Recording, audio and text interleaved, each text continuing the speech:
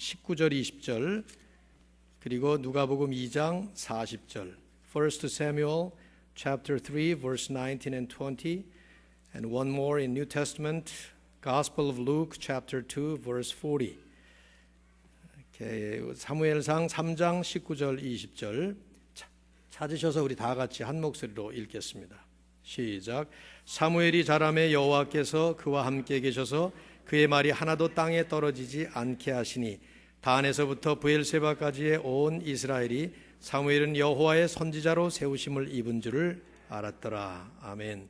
누가복음 2장 40절, 이 절을 다음 주에 우리 암송으로 외우도록 하겠습니다. 누가복음 2장 40절, 성경 90페이지, 다 같이 읽습니다. 시작.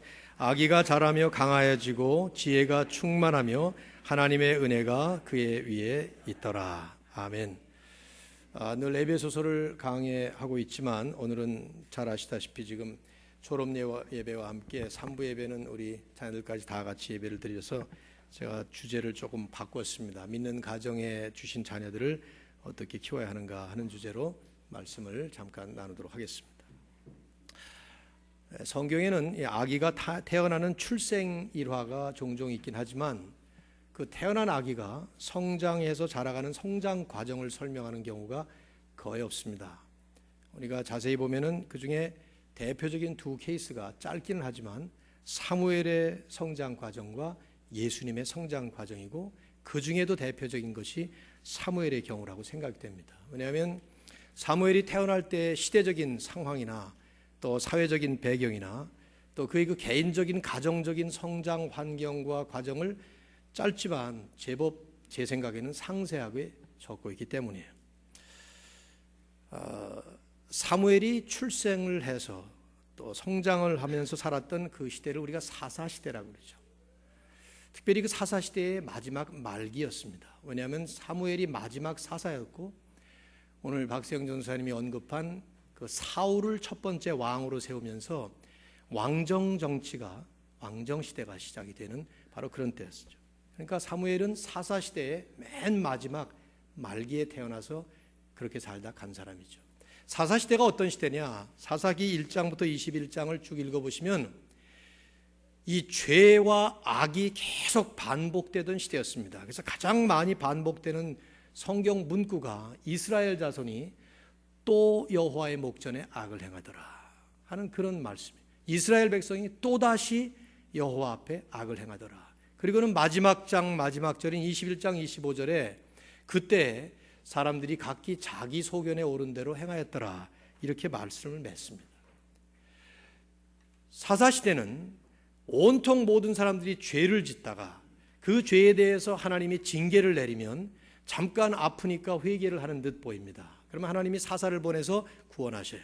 그럼 또 죄를 짓습니다. 또 징계 맞습니다. 또 회개하고 구원받고, 죄 짓고 징계 맞고 회개하고 구원받고, 이 악순환이 거의 300년 동안을 계속 반복되었던, 그래서 이스라엘 역사에서 가장 어두운 시대, 가장 부패하고 가장 타락하고 가장 암울한 시대가 바로 그때였어요. 모든 사람들이 보는 것이 죄요, 생각하는 것이 몽땅 죄뿐인 이 타락과 아주 부패로 일관된 캄캄한 흑암의 시대, 그 흑암이 가장 짙게 내리깔렸던 타락의 나락으로 떨어졌던 바로 그 시대, 그때 사무엘이 태어난 것이죠. 그리고 거기서 성장을 했습니다. 우리식으로 표현한다면 현대말로 소위 열악한 환경에서, 그 중에서도 가장 상상할 수 없는 열악한 환경에서 태어났고 성장을 했어요. 게다가 설상가상으로 개인적인 환경은, 가정적인 환경은 더했습니다. 태어나기를 한 아버지와 두 어머니 사이의 갈등과 반목으로 고통하던 그런 가정에서 태어났고, 게다가 사무엘을 낳게 한 한나는 경건한 사람이라 하나님 앞에 간절하게 기도해서 서원을 했기 때문에 태어나서 젖을 떼자마자 그 서원 그대로 성전에 갖다 바칩니다. 성전에 바쳤다지만 사무엘 어린아이의 입장에서 보면 버려진 거나 마찬가지예요. 그 성전에 마치 고아원처럼 혼자 자라는 것이죠. 몇 살부터? 나이는 안 나와 있지만 아주 어린 나이부터. 사무엘상 1장 24절을 보시면은 한나가 사무엘을 데려다가 성전에 갔다가 바쳤을 때에 명확하게 그 아이가 어리더라 그런 표현이 나와 있어요. 어린아이, 젖된 아이 때부터 그는 바쳐진 것이죠. 여러분 젖을 몇 살에 뗍니까? 몇 살에 떼요? 뭐 1살에 떼기도 하고 2살 정도 가나요? 3살, 4살 갈 수도 있겠죠. 요즘처럼 뭐 영양가 있는 음식을 먹는 시대가 아니었고 모유만 먹었으니까. 저는 7살까지 젖 먹는 애를 봤어요, 실제로. 그러나 대부분 뭐 그저 5, 6살. 우리 교회 학교에 유치원, 뭐 프리스쿨, 뭐 요 정도 그때의 젖을 뗍니다. 그때부터 사무엘은 혼자 자란 거예요. 부모도 없이 떨어져서. 그 대신 성전에서 자라지 않았습니까? 맞아요. 성전에서 자랐지만 그 성전의 환경이 가관이었어요. 그 성전을 이끌어가는 두 제사장 홈니와 비느하스는 제사장이라는 놈들이, 놈이라고 불러도 괜찮아요. 그런 사람들은 하나님을 모르는 놈들이었습니다. 그러니 재물을 가지고 오면 그 재물을 자기가 갈취해버리고 성전에서 수종드는 여인들을 날마다 파트너 바꿔가면서 겁탈을 하고 잠을 자는 이런 상상할 수 없는 불경스러운 일들이 늘 성전 안에서 계속되고 있었어요. 여러분 한번 상상해 보세요. 이 어린아이 사무엘이 자라는 그 환경을, 온 나라와 모든 사회가 영적인 타락과 도덕적인 부패의 소용돌이에 휘말리고 있었어요. 그 가운데 사무엘은 부모도 없이 그냥 혼자 자라고 있습니다. 그 아이의 눈앞에서 날마다 행해지는 것은 타락의 극치를 보여주는 기상천외의 불경스러운 장면들이에요. 제사장이라는 이름 아래 성전이라는 가면 속에서 온갖 타락 행각들이 벌어지고 있었던 것이죠. 사무엘상 1장과 2장과 3장을 읽어보시면 우리가 아까 읽었던 19절까지 이제 쭉 사무엘이 태어나서 성장하는 그 과정인데, 사무엘은 시대적인 정황이나 사회적인 배경이나 가정적인 조건이나 개인적인 환경으로 볼 때 도무지 말이 안 되는 열악한 환경에서 태어나서 자라고 있었던 것입니다. 현대 아동 심리학이나 유아 교육학상으로 보면 이건 올바로 자란다는 것이 불가능한 그런 환경이었던 것이죠. 그런데 놀랍고 중요한 사실 하나는 그런 환경이 사무엘에게 전혀 영향을 주지 못했어요. 영향을 주지 못할 뿐만 아니라 그 모든 어려운 열악한 환경들을 전부 극복하며 초월하고 살았던 기색이 역력해요. 사무엘만큼 성경에서 흠잡을 만한 내가 하나도 없는 사람 찾기가 쉽지 않은데 사무엘은 그 중에 대표적인 사람이죠. 어떻게 그럴 수 있었을까 하는 질문을 성급히 던지기 전에 우리는 먼저 정리해야 될 성경적 진리 하나를 보게 됩니다. 사무엘의 생애를 통해서, 사무엘의 성장 과정을 통해서 보여주는 성경적 진리는 하나님의 언약 백성들, 하나님의 자녀들은 둘러싸인 삶의 환경에 의해서 지배되거나 영향을 받거나 물들거나 좌우되지 않을 수 있다 하는 거예요. 단순히 그럴 정도만 아니라 얼마든지 그 환경을 극복하고 그것을 초월하며 살 수 있다 하는 것이 역력하게 사무엘의 케이스를 통해서 보여주는 그런 진리라 이 말이죠. 이게 세상 사람들과 하나님의 사람들의 근본 차이예요. 왜냐하면 세상은 다르죠. 세상이 믿는 신화가 하나 있습니다. 환경이 인생을 결정한다. 그런 신화를 믿고 살아요. 뭐 일반적으로는 사실이라고 볼 수 있겠죠.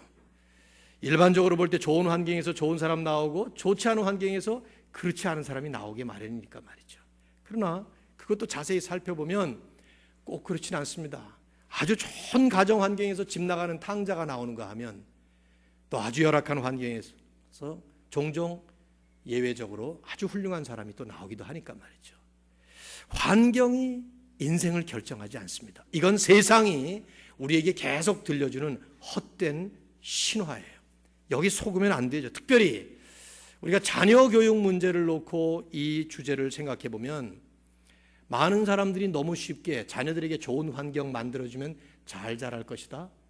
이건 성경이 말씀하는 것이 아니라 오히려 세상이 우리에게 속이고 있는 간교한 속임수입니다. 그렇지 않습니다.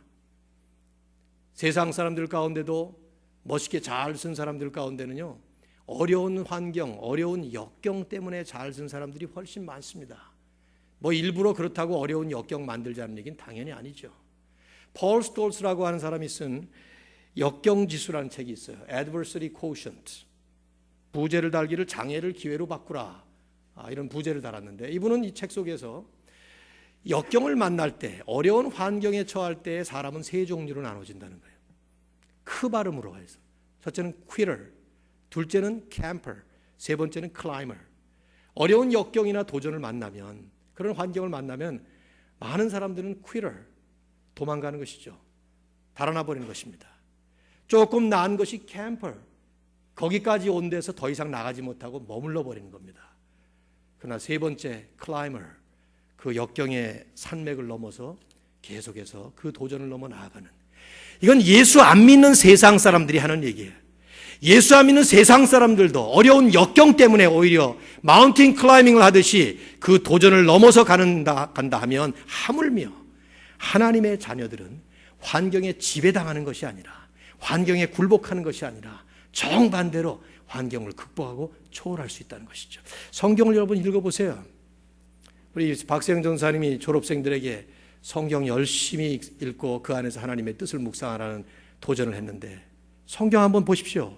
성경이 무엇을 우리에게 가르치고 있는가? 제가 볼 때는 성경은 단 한 번도 너 잘 살기 위해서 내가 처해 있는 환경 개선해라, 이런 말씀 한 번도 하지 않습니다.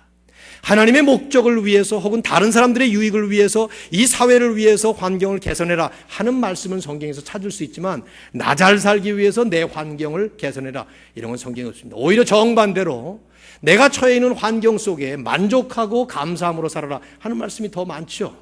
대표적인 빌립보 4장 11절 이하 13절까지를 보면, 배고플 때나 배부를 때나, 좋을 때나 나쁠 때나, 풍족할 때나 가난할 때나 언제나 그 가운데서 만족하며 사는 그런 비결, 그게 뭡니까? 환경이 바뀌었습니까? 아닙니다. 배부르면 배부를 대로, 배고프면 배고플 대로, 풍족하면 풍족한 대로 감사하고, 풍족하지 못하면 그 가운데서 또 내게 능력 주시는 누구? 예수 그리스도의 은혜로 감사하게 힘있게 산다는 것이죠.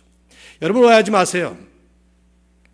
그냥 애쓰지 말고 부딪히는 대로 그냥 받아들여라, 이런 식의 어떤 체념적인 운명론이나 아니면 수용적인 허무주의를 성경이 말씀하는 건 아닙니다. 어떻게 살아야 되느냐, 이런 환경 속에서 우리 보고 어떻게 살라는 것이냐, 성경 좀 깊이 볼 필요가 있겠죠. 사무엘의 케이스를 우리가 살펴보면, 이 시간에 시간이 많이 가기 때문에 제가 2부나 1부 때 했던 설교를 많이 줄이면서 지금 하고 있는데, 그래도 여러분이 사무엘상 1장, 2장, 3장을 한번 자세히 살펴보시면 사무엘이 성장하는 그 배경에 자세하게는 말하지는 않지만 뚜렷한 한 가지 사실을 계속 반복해서 강조하고 있어요. 사무엘상 1, 2, 3장을 읽어보시면 사무엘이라는 주어를 가지고 되는 센텐스마다 여러분이 한번 골라보세요. 무엇을 강조하고 있는가? 똑같은 사실 하나를 강조하고 있습니다. 잠깐 한번 보세요. 사무엘상 1장, 2장, 3장 제가 도와드릴 테니까 1분이면 돼요. 사무엘상 1장을 보시면 사무엘을 주어로 하는 첫 번째 성경 구절이 어디 나오나 찾아보십시오. 28절입니다. 한나의 얘기가 쭉 나오다가, 한나가 주어가 되고 하나님이 주어가 돼서 나오다가 28절, 드디어 한나가 사무엘을 성전에 바치는 장면이에요. 그러므로 나도 그를 여호와께 드리되 그의 평생을 여호와께 드리나이다 하고, 그 다음에 첫 번째로 나오죠. 다 같이 그가 거기서 여호와께 경배하니라. 우리의 주인공이라고 할 수 있는 사무엘이 첫 번째, the very first act, 첫 번째 행동이 무엇인가? 그가 거기서 여호와께 경배하니라. He worshipped the Lord there. 그게 첫 번째예요. 여러분 상상해 보세요. 지금 어린 아이예요. 4살, 5살, 우리 여기 유치부 아이들 같은 이런 아이인데, 그 아이가 성전에 받쳐지자마자 첫 번째로 보이는 모습은 조용히 하나님을 예배하는 모습이에요. 예배가 없던 시대였습니다. 제사장들이라는 사람들이 엉망진창으로 성전이 다 망가진 그런 환경에서, 그 자리에 어린 사무엘이 조용히 하나님을 예배하는 그런 모습이 첫 번째 모습이에요. 종종 기독교 서점에 가면 액자 같은 거 팔죠. 어린 사무엘이 이렇게 기도하고 있는 거, 무릎 꿇고. 그거 그냥 나온 그림이 아니에요. 이런 데서 나온 것이지. 두 번째는 2장 11절에 나와요. 보세요. 2장 11절 가보시면 엘가나는 라마의 자기 집으로 돌아가고, 그 다음 다 같이 그 아이는 제사장 엘리 앞에서 제사장 엘리 앞에서라는 말은 제사장 같지도 않은 제사장과 대조를 시키느라고 썼을 거예요. 그 아이는 the child, 여호와를 섬겼다. He served the Lord. 비슷한 말이죠. 예배했다, 섬겼다. 그 다음 나오는 말도 그 밑으로 조금 내려가시면은 18절에 나옵니다. 보셔요. 18절. 사무엘은 어렸을 때 세마포 에봇을 입고 그 다음 여호와 앞에서 섬겼더라. 똑같은 말이에요. 섬겼더라. 하나 더 보시면 21절 석 절 더 내려가세요. 여호와께서 한나를 돌보시사 그로 하여금 임신하여 세 아들과 두 딸을 낳게 하셨고 그 다음 아이 사무엘은 여호와 앞에서 자라나니라. 사무엘의 성장 과정을 보여주는 딱 네 성경 구절만 보더라도 명백하게 우리에게 보여주는 것은 사무엘과 하나님의 밀착 관계의 모습이에요.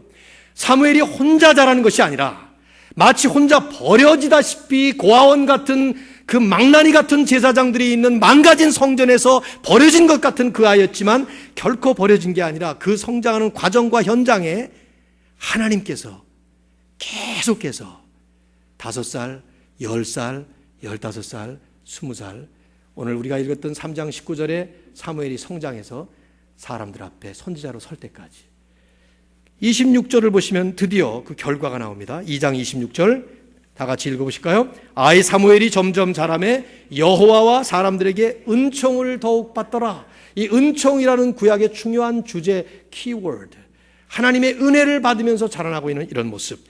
그 다음에 오늘 우리가 읽었던 3장 19절 다시 한번 읽으시죠. 시작. 사무엘이 자라매 여호와께서 그와 함께 계셨더라. 사무엘이 성장 과정에서 성경이 계속 반복하고 강조하는 것은 딱 한 가지였습니다. 딱 하나. 하나님께서 사무엘과 함께 하셨다.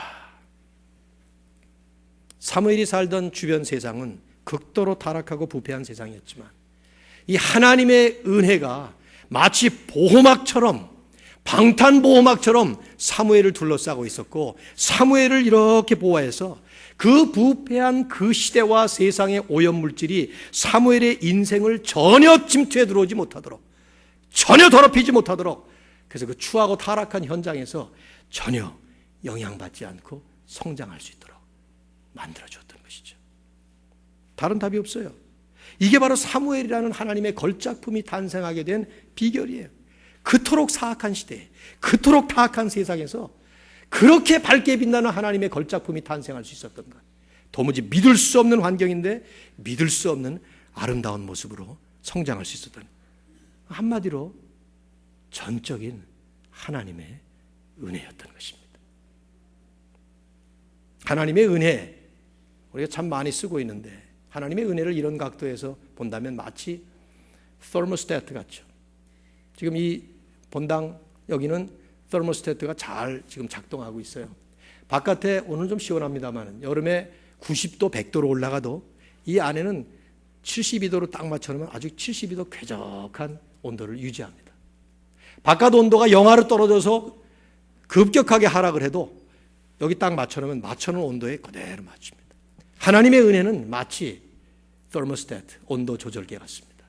세상이 아무리 요동을 해도 이 세상이 아무리 뒤집어져도 하나님의 은혜 안에 살게 될 때, 하나님의 은혜라는 그 보호막 안에 있을 때 그 세상에 전혀 영향받지 않을 수 있는, 이게 하나님의 자녀들, 하나님의 언약 백성들에게 하나님이 허락하시는 축복 중에 가장 큰 축복입니다. 우리 하나님의 은혜를 얼마나 깊이 있게 체험하고 삽니까? 제가 생각할 때는 하나님의 은혜라는 이 개념은 약간은 이해를 다 합니다. 우리 모두가 다. 그리고 자주자주 사용하기는 하지만 깊이 있게 우리가 이것을 깨닫거나 누리지는 못한다는 생각이 들어요. 뭐 저도 마찬가지고 우리 모두가 다 그래요. 이런 시간에 다시 한번 살펴봐야 되는데, 여러분 자녀 교육에 앞서서 우리의 삶 자체가 하나님의 은혜로 사는 거 아닌가요? 매일매일 하루하루가 내 힘으로 사는 게 아니라 하나님의 힘으로 사는 거 아닙니까? 그렇죠? 하물며 힘없는 우리의 자녀들이, 철모르는 우리 아이들이 하나님의 은혜가 아니면 어떻게 살겠냐 이 말이에요. 말 하나만 아니겠어요? 우리 젊은 부모님들이 산부 예배 때 다 오시잖아요. 여기 주일학교를 아이들을 거느리고 있는 부모님들, 자녀 교육 어떻게 하면 될까요? 혼탁한 세상에서 하나님의 자녀 키우기라는 제목을 붙였는데, 자녀 교육 어떻게 해야 잘할 수 있습니까? 바로 할 수 있습니까? 어떻게 하면 됩니까? 저는 여러분에게 조금 더 과장 없이 장담할 수 있어요. 한마디로 하나님의 은혜로 잘하면 됩니다. 근데 이게 쉽지 않은 문제죠. 내가 하나님의 은혜를 제대로 못 누리고 사는데, 내가 하나님의 은혜를 제대로 깊이 있게 깨닫지 못하는, 어떻게 하나님의 은혜를 자녀에게 전달할 수 있겠냐 이 말이죠. 사실은 나부터 시작해서 그 은혜가 흘러가야 되는 거죠. 가장들, 부모님들, 엄마 아빠부터 시작해서 우리 가정에서 자라고 있는 어린 자녀들이 그 은혜의 물을 먹고 은혜의 빛을 받으면서 자랄 때, 그럴 때에만 이 어려운 세상, 혼탁한 세상에서 능히 이기고도 남는. 말씀을 좀 줄여야 될 거기 때문에 예수님 얘기는 좀 덜 하겠습니다. 여러분, 예수님 성장 과정이 성경에 나와 있습니다. 많이 말씀은 안 해요. 복음서를 다 읽어봐도 마태, 마가, 누가, 요한이 예수님의 생애인데, 전 참 아쉬운 게 그 예수님이 태어나셔서 공생애를 시작하실 30세가 될 때까지 어떻게 자라나셨는지 그거 보여주면 참 좋을 것 같은데, 왜냐하면 우리가 예수님 하면은 예수 그리스도는 하나님의 아들이시니까 우리와는 좀 별종으로 취급하려는 경향이 있어요. 그렇지 않습니다. 예수님이나 우리나 똑같습니다. 죄만 없을 뿐이지 예수님은 완벽한 똑같은 인간으로 오셨기 때문에 그분의 성장 과정이나 그분이 겪었던 모든 것들 다 우리와 똑같아요. 죄만 없었을 뿐이지. 근데 그 얘기가 안 나와요, 성경에. 나사렛 아마 목수 요셉의 아들로서 목수 역할 조금 했을까, 뭐 그런 정도 추측할 텐데, 근데 딱 하나 성경 구절이, 우리가 아까 읽었던 누가복음 2장 40절을 보시면은 우리가 그 실마리를 찾을 만한 말씀이 있습니다. 한마디가 중요해요. 그 하나가 전부를 다 보여주니까. 아기가 자라며 강하여지고 몸이 튼튼해졌다는 얘기죠. 지혜가 충만하며, 그 다음 말이 중요해요. 하나님의 은혜가 그 위에 있더라. The grace of God was upon him. 마치 하나님의 은혜가 이 봄날에 단비가 마른 땅을 촉촉히 적시면서 내려올 때, 우리에게 단비가 있지, 송장로님의 딸, 그죠? 단비가 촉촉하게 이렇게 내려와서 이 메마른 땅을 적실 때, 그 안에 겨울 동안에 죽어버렸던 것 같은 그 씨앗이, 뿌리가 새싹을 움트면서 잘 자라나가는, 예수님이 그렇게 성장하신 거예요. 예수님 위에 하나님의 은혜의 단비가, 하나님의 은혜의 보호막이 이렇게 씌워져서, 그래서 그 하나님의 은혜가 그 위에 있더라. 주님의 성장 과정을 아주 간단하게 심플하게 설명하는 한 절 말씀이에요. 하나님의 은혜가 우리 주님께, 그래서 30년 동안 그 은혜 안에 잘 성장하셔서 드디어 메시아로 등장을 하시게 된 것이죠. 그래요. 자녀 교육 어떻게 할까요? 가정 교육 어떻게 할까요? 가정을 어떻게 해야 복된 가정으로, 든든한 가정으로 세울 수 있을까요? 시편 기자는 시편 127편에서 1절과 2절에서 이렇게 말씀합니다. 여호와께서 집을 세우지 아니하시면 세우는 자의 수고가 헛되고, 여호와께서 성을 지키지 아니하시면 파수꾼의 경성함이 깨어 있음이 헛되도다. 너희가 일찍 일어나고 늦게 누우며 수고의 떡을 먹음이 헛되도다. 시편 기자는 일부러 부정적인 표현을 2번 반복하고 헛되다라는 말을 3번 반복하면서 긍정적인 답을 독자로 하여금 찾게 만드는 것입니다. 여호와께서 아니하시면 unless the Lord 헛되도다. It is in vain. 또 헛되도다. 그러면서 우리로 하여금, 그러면 뭐냐? 하나님이 함께 하셔야 된다는 게, 여호와께서 집을 세우셔야 하고, 시작부터 여호와께서 성을 지켜주셔야 된다는 거예요. 그래야 일찍 일어나고 늦게 누우며 수고의 떡을 먹는 것이 헛되지 아니할 수 있다 하는 것을 말씀하는 것이죠. 여러분과 저의 가정에, 특별히 우리의 가정에서 자라나고 있는 우리의 아이들을, 이건 하나님의 은혜가 없으면 안 되는 거예요. 이 세상에 어떤 부모가 자녀 교육을 잘 시키고 싶지 않은 사람이 어디 있겠습니까? 우리 아이들이 잘 자라도록 어느 부모가 원치 않겠냐 이 말이죠. 근데 그렇게 열심히 했는데 왜 안 되냐 이 말이에요. 하나님의 은혜 앞에 우리는 바짝 엎드려서 겸손하게 진실하게 그 은혜 매달리고, 또 내가 먼저 누리고, 그리고 아이들에게 전해주고 그래야 되죠. 우리 삶 전체가, 자녀 교육만이 아니라 삶 자체가 하나님의 은혜라는 말로 정리할 수 있죠. 바울은 아마 그의 생애를 표현하는 그 키워드로 말할 때 그 단어로 얘기를 했을 거예요. 은혜 없이는 말할 수 없는 그런 바울의 생애. 그래서 그는 고린도전서 15장 10절에서 고백하지 않았습니까? 나 된 것은 하나님의 은혜로 된 것이니 I am what I am by the grace of God. 내가 나 된 것, 지금의 내가 된 것 하나님의 은혜로 된 것이니 내게 주신 그의 은혜가 헛되지 아니하여 내가 모든 사도보다 더 많이 수고하였으나 그것도 역시 나와 함께 하신 하나님의 은혜로다. 아마 바울 보고 간증하라 그러면은 그 단어 하나 말하고 내려갔을 것 같아요. 근데 이걸 우리가 얼마나 많이 망각하고 삽니까?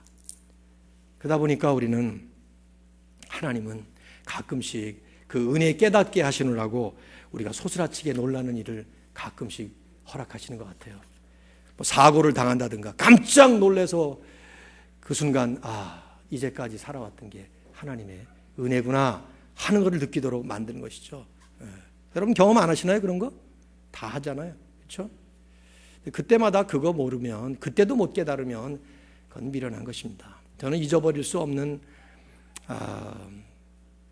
지금까지 60년 이렇게 살아오면서 뭐 여러 번 있지만 여러분에게도 한번 말씀을 드렸던 적이 있는데 2000년 2월 17일 그때는 2000년이기 때문에 여러분도 2000년을 맞으면서 아마 우리 어린 사람들은 잘 모르겠습니다만은 벌써 이미 15년이 지났으니까 우리 장년들은 2000년이 어떻습니까? 그때 새로운 천년을 맞이하면서 1999년 12월 31일 시간이 9시에서 10시, 11시, 12시 이렇게 넘어가면서 새천년을 맞는다 그래서 날짜 변경 선서부터 쫙 다가오지 않았어요? 전부 TV 앞에서 그 날짜 기다리느라고 전부 다 흥분하지 않았어요? 그죠?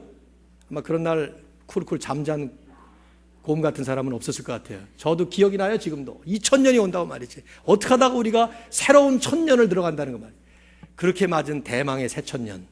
저는 그 해 기억이 나요. 2000년 1월달 한 달 동안에 얼마나 청년 수련회가 많았는지 여기저기 수련회를 하고 다녔는데 주중에 2월 17일에 설악산 켄싱턴 호텔에서 이랜드 수련회를 인도하고 있었습니다. 저녁 집회 월화수 3일 동안 인도를 하면서 낮에는 직원 수련회였기 때문에 알프스 스키장에 가서 스키를 타고 돌아오고 그랬는데 그 둘째 날 저는 스키는 못하지만 알프스 스키장에 같이 갔다가 돌아오는 길이었어요. 미시령 고개를 굽이굽이 돌면서 오는데 우리 앞에 동국대학교 학생들을 실은 버스가 가고 있었습니다. 그 학생들은 이제 막 입학을 해서 2000년 3월에 입학식을 할 입학생들이었어요. 19살 전부 젊은 애들이었죠. MT 훈련 이제 막 가고 있어요. 우리 눈앞에서 굴렀어요. 차가. 45명 50명 탄 그 버스가 구르면서 약 30여 명의 학생들이 다 죽었어요. 우리 눈앞에서. 바로 보는 눈앞에서. 그 지원들이 내려가지고 막 꺼내고 돕고 그랬는데 그날 저녁에 설교 제목을 바꿔서 하나님의 은혜에 대한 얘기를 다시 했습니다. 왜냐하면 그 이랜드 직원들 가운데는 안 믿는 사람들이 좀 있었기 때문에 우리가 사는 게 머리가 아니고 내 손이 아니고 하나님이 보호해 주셔서 살고 있는 것이다. 그 버스가 내 버스가 될 수 있었는데 가끔씩 소스라치게 놀라는 일을 겪으면 그때서야 이게 하나님의 은혜가 있구나. 근데 참 재밌죠? 그러나서도 잊어버려요. 또 잊어버리는 거예요. 우리는 망각의 기가 막힌 망각의 탤런트를 갖고 태어났어요. 잊어버리지 말아야 할 것은 잊어버리고 잊지 말아야 될 것, 잊어버려야 될 것은 또 안 잊어버리고 그런 거예요.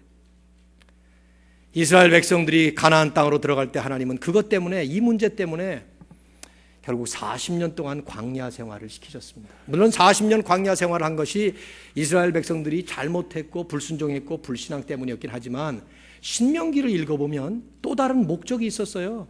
그 40년 동안에 하나님께서 하신 일이 뭡니까? 만나라는 걸 내려주셨죠. 만나. 여러분 만나가 뭡니까? 아침에 나가면 딱 하늘에서 이렇게 꿀 섞은 과자 같은 게 떨어져 있는 거예요. 그런 걸 다 거두면 되는데 이 만나, 만나는 요즘식으로 하라고 할 것 같으면은 무슨 고단백 종합 영양소 뭐 이런 거예요.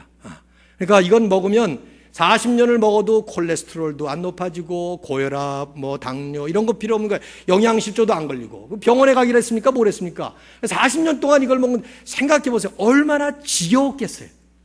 매일 40년 만나만 먹는 거야. 계속 가가지고. 제가 웬만하면 된장찌개를 한 일주일은 먹어요. 거기다가 그 삼겹살만 좀 집어넣어주면 그러면 한 일주일 계속 먹지만 상상해 보십시오. 아무리 내가 된장 좋아한다고 어저께도 된장, 오늘도 된장, 내일도 된장, 지난주에도 된장, 이번 주도 된장, 다음 주도 된장, 지난달에도 된장, 이번 달도 된장, 다음 달도 된장, 작년에도 된장, 올해도 된장, 내년도 된장, 10년 전에도 된장, 올해 이걸 40년 동안을 계속 먹었다고 생각해. 얼마나 지겹겠느냐고요. 근데 하나님이 왜 그러신 거예요? 가끔씩 뷔페 식당처럼 한 번쯤 특식을 마련해 주면 얼마나 좋아. 근데 매일 어제도 만나, 오늘도 만나, 내일도 만나, 작년에도 매일 40년을 만나를 지겹도록 먹게 하신 것은 그 만나를 통해서 가르치고자 하는 교훈 때문이죠. 그게 뭡니까? 신명기 8장 3절에 너에게 이런 만나를 먹이신 것은 사람이 사는 것이 떡으로만 사는 것이 아니라 여호와 입에서 나오는 말씀으로 사는 줄을 알게 하려 하심이라. So that you know. 이 목적, 학습의 목적이 있었다는 것이죠. 그걸 그래서 반복 교육을 시킨 거예요. 우리가 구구단을 반복해서 외웠기 때문에 금방 나오잖아요. 미국 사람들 3 곱하기 3 하면은 금방 안 나와요. 셋, 또 셋 해놓고 또 9 이렇게 나오요. 우리는 3, 3은 7, 8, 66? 56이지. 그렇죠. 99, 뭐 이렇게 금방 나오죠. 어떻게 지겹도록 외운 거예요, 이것이. 그러니까 쿡 찌르면 나와, 답이. 이스라엘 백성들에게 한번 쿡 찌르면 하나님의 은혜, 내가 사는 게 아니다, 내 능력이 아니다, 하나님의 은혜로 사는 것이다. 그래서 만나를 먹이신 것이죠. 지금도 우리는 변함없이 하나님의 은혜 아래 살고 있고 은혜 안에 살고 있어요. 이 은혜의 하나님 아니면 우리는 죽습니다. 우리는 끝납니다. 우리의 자녀들을 어떻게 교육시켜야 될까요? 저는 장담할 수 있어요. 하나님의 은혜 안에 살면, 하나님의 은혜 아래 살면, 그래서 사무엘처럼 더럽고 추한, 타락하고 망가진 그 현장이지만은 He worshipped the Lord. 또 하나님이 The Lord was with him. 사무엘과 함께 우리 교회 이름처럼 임마누엘의 하나님으로 동행하실 때, 뭐 그 외에 이걸 어떻게 하느냐, 하루에 기도 몇 번 해라, 잠잘 때 어떻게 해라, 성경 몇 번 읽어, 이런 구체적인 거는 가정에 맞게 하시면 돼요. 이번에 우리가 창립 기념주의를 맞으면서 우리 교육자들끼리만 좀 얘기했는데, 오늘 당에서 얘기하려고 그러는데, 각 가정에 가훈 만들기라는 걸 한번 해보려고 그래요. 가훈. 우리 집에 가훈. 그래서 좀 구상을 하고 있는데, 한번 여러분이 다음 주쯤에서 말씀드리면 한번 생각해 보십시오. 우리 집에 가훈을 뭐라고 지으면 좋을까? 오늘 이렇게 설교했기 때문에 몽땅 다 은혜를 다 집어넣으면 하지 마시고, 여러분 나름대로 주의 은혜가 우리들과 우리의 자녀들과 다음 세대에 풍성하게 임해서 우리 하나님의 영광을 받으시기를 주님의 이름으로 축원합니다. 제가 기도하고 축도하고 마치겠습니다. 그냥 마치겠습니다. 하나님, 오늘 이 귀한